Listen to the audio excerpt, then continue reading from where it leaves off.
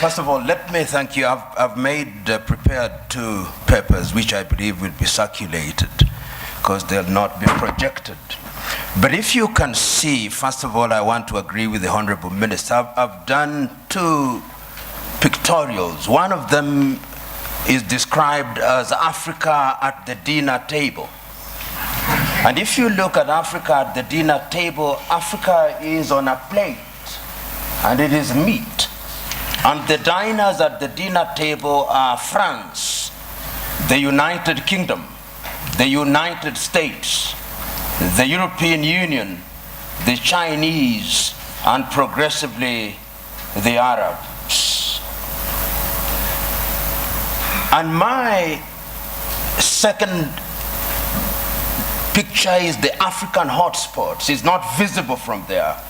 But if you look at Africa today and you make a clean sweep with your mind, there are different conflicts of different intensity in Somalia, in northern Mauritania, in northern Mali, in Central African Republic, Democratic Republic of Congo, Guinea-Bissau, in the Cameroons, in South Sudan, and one can go on and on.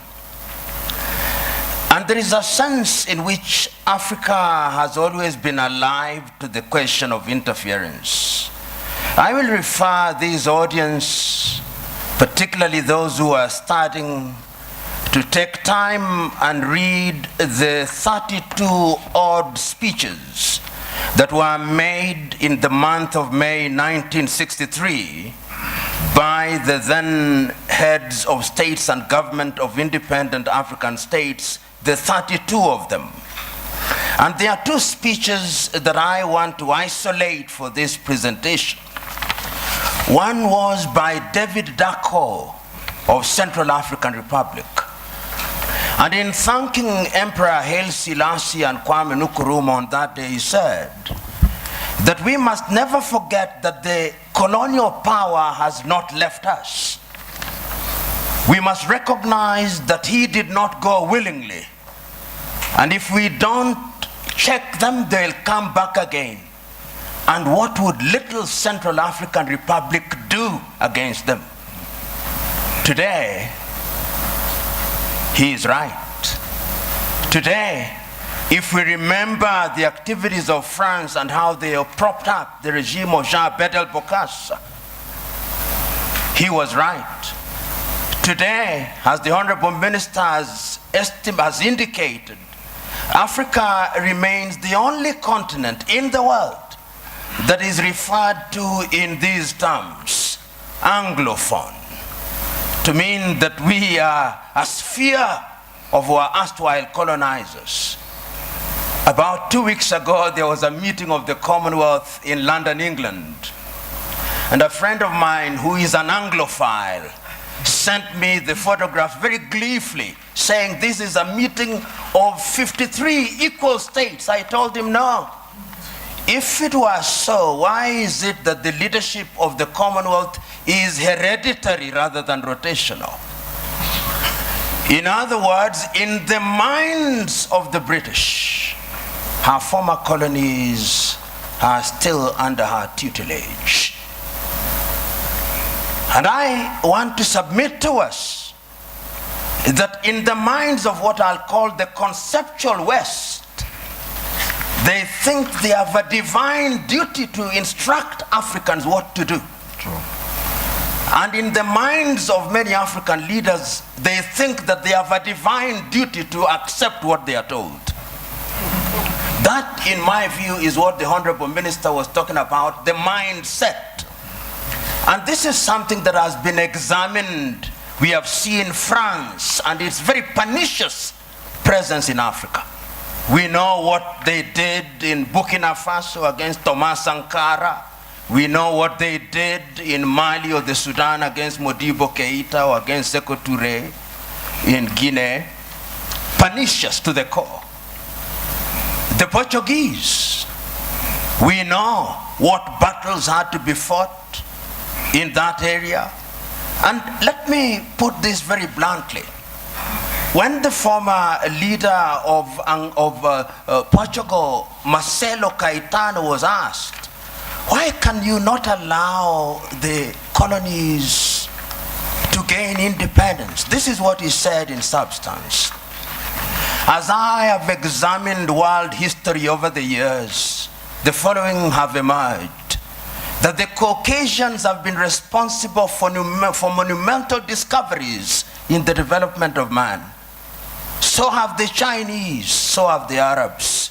But the Africans have been responsible for nothing. They are only fit as hewers of wood and drawers of water.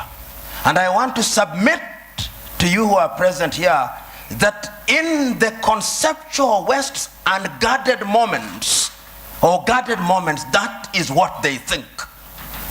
And that is how they relate to Africa. So the whole idea that they will interfere is something that they think is their God-given duty. I said there were two speeches in 1963 that I wanted to refer to. I referred to David Dako. The second one was the speech by Kwame Nkrumah. And Kwame provided the solution. He did not complain about colonialism. He said, we must live here with one army, with one command. We must live here with one currency.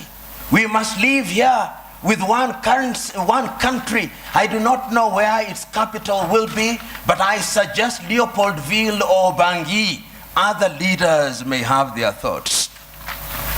Kwame was right, but who listened to him?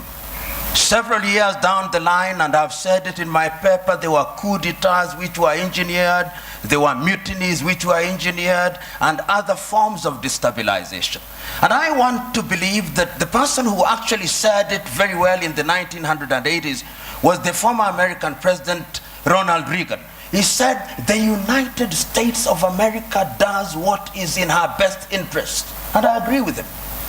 Does Africa do what is in her best interest? Do African leaders do what is in the best interest of Africa? Interference will be there in very blatant and brazen ways and in subtle ways.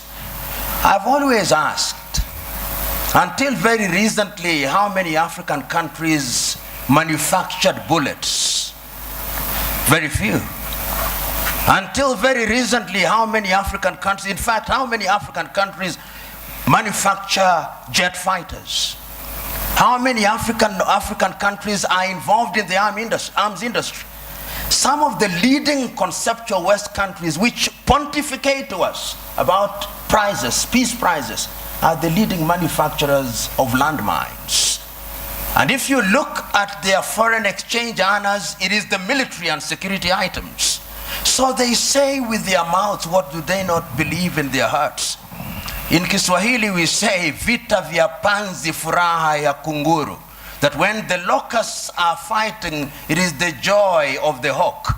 Because when they kill each other, they get the food easily, dead.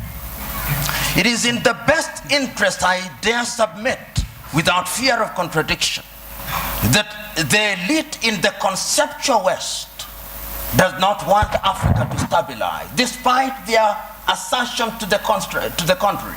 And you'll see it in every country, because conflict is a major industry.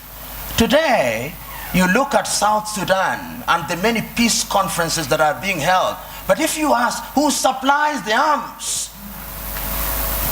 who provides safe havens, it is the conceptual West. And when I use the term conceptual West, I'm saying that it extends to countries which are geographically not in the West, like Australia or Canada. So I'm submitting in answer to your question, Joe, that interference is there, and it is part, to use this old cliche, of the neo-colonial project. The neo-colonial project requires that Africa must remain within the sphere of influence of these states. Today, if you look at the United Kingdom, which has left Europe, one would have thought that those are their cousins and that they should sit in comfort with them. You will now see their involvement being de-emphasized in Europe and their interest and appetite growing towards the Commonwealth. Because in the Commonwealth, they are the major domos. They'll tell us what to do. In Europe, they have to grapple with the Germans and the French, and they don't like it. That is the unspoken bit of it. The French also are in Europe, but the Germans are too strong, and they don't like it. So they want to hold Côte d'Ivoire, Gabon, and tell them what to do. I do not know how many of you saw the press conference that was attended by President Macron of France and Nana Addo of Ghana. And when Nana Addo spoke as an African should, you could see the body language of the French president. How dare this man speak this way? In other words, I'm saying that interference is the mother's milk of European economies. But to answer your second question, they have their own recruits who Professor Philip Nying'oro will be speaking here.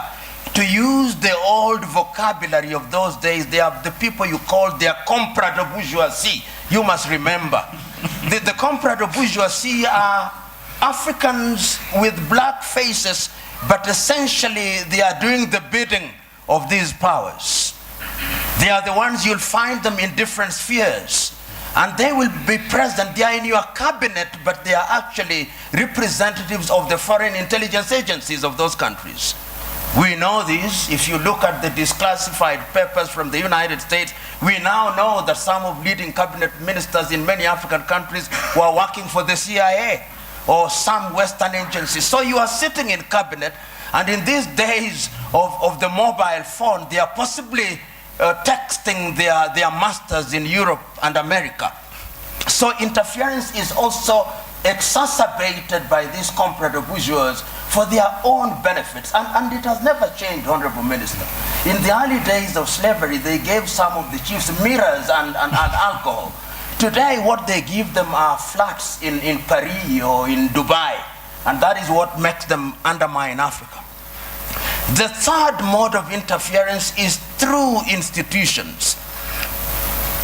Look at the competition as it is now. There is a new entrant into the market that is called China.